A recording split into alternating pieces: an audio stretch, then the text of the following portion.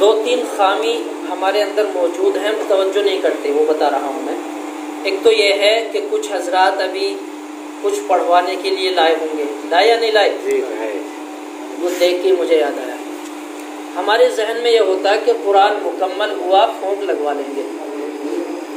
تو قرآن تو مکمل ہوا ہے، لیکن آپ جو پڑھوا رہے ہیں اس پہ پورے مکمل قرآن کی پھونک نہیں لگی۔ کیوں نہیں لگ رہی؟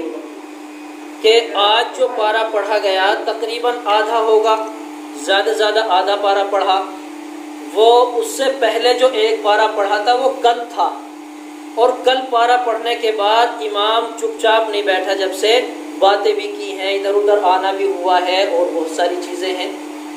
تو اگر ہم اندازہ کریں تو پورے مہینے میں قرآن تو ایک ہوا، باتیں زیادہ ہو گئی، تو ان باتوں کی پھونک زیادہ لگے گی اس میں۔ قرآن کی تو آج آدھے پارے کی پھونک ہے بس۔ تو اس لیے ذہن میں یہ باتیں ہوتی ہیں کہ پورا قرآن ہوا، ہم وہ پڑھوا رہے ہیں، اتنا بھی بہتر ہے ماشاءاللہ، لیکن یہ ایک ذہن سے آپ کے نکال رہا ہوں۔ بعض حضرات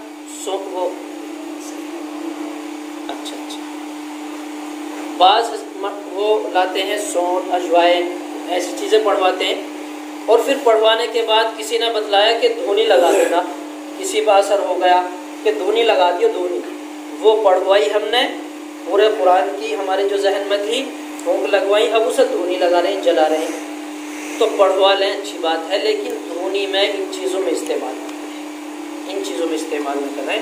اور آئندہ سال سے کسی کو پورے قرآن کی نسبت سے اگر کوئی چیز پڑھوانی ہے تو روزانہ لائیں۔